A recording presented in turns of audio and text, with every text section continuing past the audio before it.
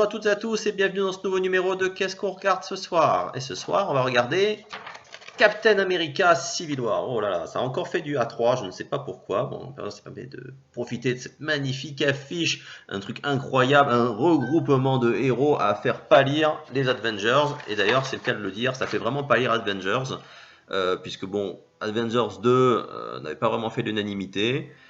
Et bien là, pourtant, Captain America, franchement, je pense que là, ça fait l'unanimité parce que ce film, il est excellent. J'ai peut-être enfoncé des portes ouvertes pour certains. En tout cas, moi, c'est mon ressenti. Je vous avais dit dans une précédente vidéo que généralement, quand c'est du Pixar, il y a 99% de chances que ce soit bon. Et ben, je dois dire que chez Marvel, depuis que Captain America est arrivé au cinéma, j'ai jamais été déçu. Voilà, c'est vrai que j'avais bien aimé le premier. Ça mettait bien les bases, ça avait réussi à bien mettre en place un personnage comme qui a un background assez compliqué, parce que bon, passer un super héros à l'époque de la Seconde Guerre mondiale, c'est pas facile, mais ils y sont bien arrivés. Le deuxième film, Winter Soldier, était vraiment génial. J'avais passé un super moment devant, surtout après les déconvenus juste avant Iron Man 3 et Thor 2. C'était vraiment salutaire d'avoir cet excellent film. C'est vrai que du coup, Civil War me disait, allez, ça va être encore un bon fait, ça va être encore du Captain America bien comme il faut, du bon film. Bon, il y avait quand même le risque, c'est vrai que la promo avait été très mise en avant sur face à face entre les différents héros. Donc j'avais un peu peur que ça se fasse manger, soit plus un Avengers 2.5 qu'un vrai film Captain America. Mais en fait, dès que le film commence, il n'y a pas de problème, hein, c'est bien du Captain America, ça continue bien donc les intrigues qui avaient été mises en place précédemment et notamment c'est vraiment une suite quasi directe de Winter Soldier, hein. Et c'est ça qui est vraiment bon, c'est qu'ils ont réussi à continuer l'aventure de Captain America mais tout en faisant ce qu'on voit dans les comics en fait, c'est que vraiment ils sont tous dans ce même monde donc tout est lié et c'est ça qui est bon, c'est qu'ils ont vraiment réussi à imbriquer comme il faut ce monde. Et là, disons que ça se fait naturellement. Des fois, on a d'autres films, on a l'impression que c'est un peu imposé au forceps, dire allez, c'est un univers partagé, il faut faire une référence à un autre personnage ou à un autre film de l'univers. Alors que là, vraiment, ça coule de source. Et ce qui est bon, c'est que ce film, vraiment, il construit sur toute l'histoire du Marvel Cinematic Universe. Depuis très longtemps, il fait référence au premier Avenger, donc à Winter Soldier, à Avengers 2. On voit que vraiment, voilà, c'est pour bien montrer que cet univers il commence à en avoir vu des vertes et des pas mûres, et que forcément ça peut pas finir sans conséquence. C'est un peu toute la problématique de ce film, c'est vraiment est-ce que des super-héros ils peuvent agir comme bon leur semble sans contrôle, et c'est ça que ça fait un peu écho aux comics d'origine, parce qu'il y en a beaucoup qui disaient oui mais adapter Civil War maintenant alors que l'univers cinématique de Marvel n'est pas assez vieux, il est trop jeune, il n'y a pas assez de héros, donc on va pouvoir justifier une guerre civile entre les héros. Et ben en fin de compte déjà, même si les prémices sont différentes dans le comics, ben, la réflexion de fond elle est là, hein.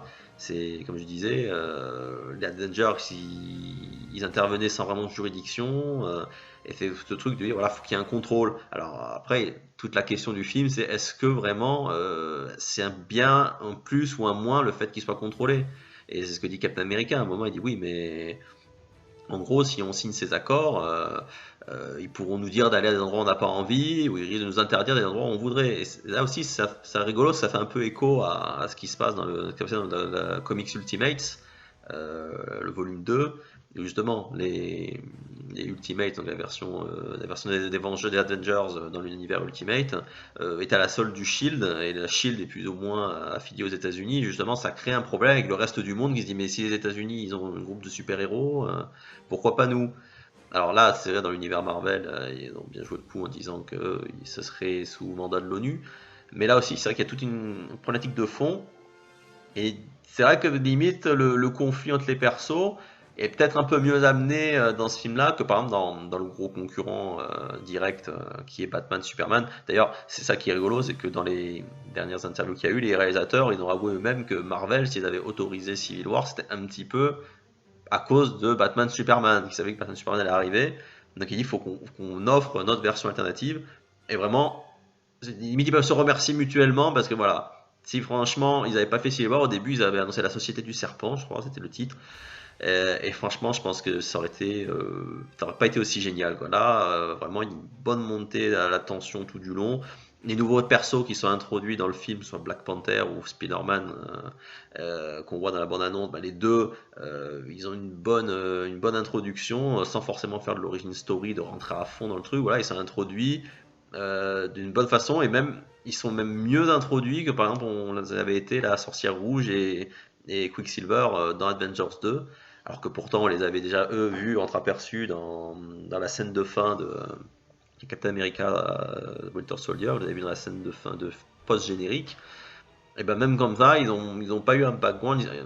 On a l'impression que c'est un peu, voilà, ils sont forcés pour dire bon allez, il faut qu'on les mette dedans. Et c'est ça qui est dommage, c'est qu'Avengers, après avoir vu ce film, Avengers, l'âge d'Ultron, eh ben, il perd encore plus de sa légitimité parce que il a réussi à moins bien faire le boulot que ce Captain America là, parce que le problème, c'est qu'ils ont introduit des nouveaux persos et un nouveau méchant qu'ils ont voulu creuser sans vraiment y arriver, tout en faisant avancer l'histoire et tous les persos. Là, Captain America, comme je disais, même si les Avengers sont là, ça reste un film Captain America. Donc certes, ils ont chacun leur petite histoire, mais ça permet d'en mettre en avant que certains et pas d'autres pour le bien de l'histoire, et ça coule bien. Dans Avengers 2, comme c'est un film des Vengeurs, ils ont voulu que tout le monde ait son moment, ce qui, on va dire, c'est normal, hein, parce que c'est un film des Vengeurs, pas que d'un perso.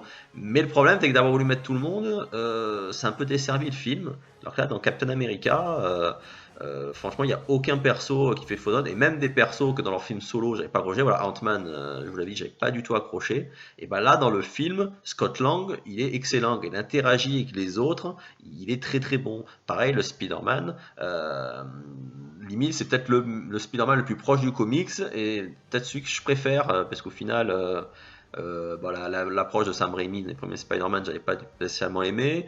Les deux derniers, la Amazing Spider-Man, ils avaient voulu partir sur un Peter Parker plus jeune, ce qui était pas mal, mais la façon dont c'était joué, ça faisait trop un petit peu petit tracaille des banlieues, quoi. Ça faisait un peu bizarre, hein, j'ai trouvé. Ça collait pas avec Peter Parker. Là, le Peter Parker qu'on voit dans Civil War, il est pas mal. Il est vraiment plus dans le ton du comic, tout en étant moderne. Ses interactions avec les autres héros Marvel sont vraiment super. Pour vous dire, ça m'a donné envie d'aller voir le fameux Spider-Man Homecoming qui doit venir. Alors que franchement, Spider-Man, je crois, voilà, le seul que j'ai vu au cinéma de tous les Spider-Man, ça a été le Amazing Spider-Man 2, et franchement, j'ai vraiment regretté parce que je l'ai trouvé vraiment à chier. Donc c'est vrai que pour moi, Spider-Man au cinéma, c'était un petit peu mort. Mais là, ça m'a donné envie d'aller voir parce que l'introduction du personnage est vraiment pas mal. Le méchant aussi, très bien, même si ça joue beaucoup sur le conflit entre les héros. Le méchant qui est derrière toute l'histoire, il change, par exemple, il tranche par rapport aux comics, hein. Le Zemo qu'on voit dans le film a rien à voir avec le Zemo des comics. Mais justement, sa backstory est vraiment bien fichue. Là aussi, ça rentre bien dans la mythologie de l'univers cinématographique de Marvel. Et du coup, voilà, c'est vraiment, voilà, pas méchant, caricatural. Limite, on peut le soutenir, quoi, être avec lui, parce que il a vraiment une histoire qui est bien fichue et qui s'intègre bien dans l'histoire. Donc là, franchement, du très très bon boulot. Là, voilà, Marvel, ils prouvent que quand ils veulent, quand ils donnent les moyens, ils peuvent faire vraiment des films excellents. Et j'espère que, par exemple, le Thor Ragnarok, le dernier, sera plus dans la veine de ce Civil War que dans celui de Iron Man 3, par exemple, dans le fin de trilogie. Et donc voilà, pour vous dire. Donc, putain, l'envers. Donc, Captain America Civil War, moi je lui mets 9 parce que c'est un excellent moment de cinéma. Voilà, j'avais envie d'aller le voir, mais franchement, j'étais pas autant à fond que j'avais été pour Batman Superman. Mais franchement, voilà, je ne peux pas être allé le voir. Je me suis éclaté pendant 2 heures et demie au cinéma. Euh, Bon film, bonne action, bon scénario, des bons personnages. Même Tony Stark dans Age of Ultron, j'avais envie de le frapper. Il était puant, il était pédant, il prenait tout le monde de haut. J'avais envie de lui mettre des coups de poing dans la bouche pendant tout le film, tellement il est gonflé. Alors que là, il est pas du même côté que Captain America. On est plus amené à être peut-être plutôt je vais y arriver, Team Captain America. Mais malgré tout, même s'il est dans l'opposant, il est moins. Là aussi, on peut comprendre ses arguments, et même lui, il se remet en question des fois. C'est ça qui est bien, c'est qu'il est plus humain, il est moins je me la pète que dans l'ère d'Ultron. Donc là aussi, voilà, pour vous dire, quand je parlais d'Ant-Man, bah là aussi, voilà, ce film m'a réconcilié un peu avec Iron Man.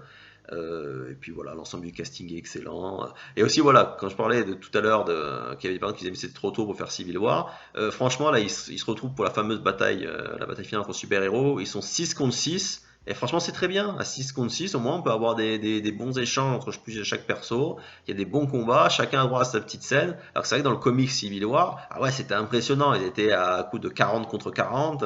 C'était impressionnant, mais voilà, hormis les un ou deux principaux, les autres, ils étaient que dans le background. Ils servaient juste à montrer que c'était un vrai combat de tous les héros. Alors que là, le fait qu'ils soient que 12 à se battre, au final, ça donne une échelle humaine. Alors, certes, c'est-à-dire que Civil War, ça peut être un peu un terme exagéré, sinon une faction que de 12 mecs, que comparé aux comics, mais au final, c'est bien côté, c'est plus à mon avis plus le côté sécession, parce que voilà, nous en français on appelait la guerre de sécession, parce que c'est ça, c'est vraiment deux factions qui étaient pas d'accord, qui se sont séparées, qui se sont fait la guerre pour savoir qui c'est qui avait raison. Ben, là on y est exactement ça, c'est l'équipe Captain America, l'équipe Iron Man, qui c'est qui a raison, on se tape sur la gueule parce qu'on n'est pas d'accord. Et puis est-ce qu'au final ils ont réussi à faire la paix? Je vous laisse aller voir le film pour vous faire votre avis. Mais en tout cas, je vous le conseille parce que c'est un excellent film Marvel, probablement l'un des meilleurs depuis le début de cet univers au cinéma. Voilà, bah écoutez, j'espère que vous avez donné envie d'aller voir Captain America. Et n'hésitez pas, comme d'habitude, à me laisser un petit commentaire, soit sur Facebook, soit sur YouTube, pour échanger sur ce film. Et je vous dis à très bientôt pour un nouveau numéro de Qu'est-ce qu'on regarde ce soir?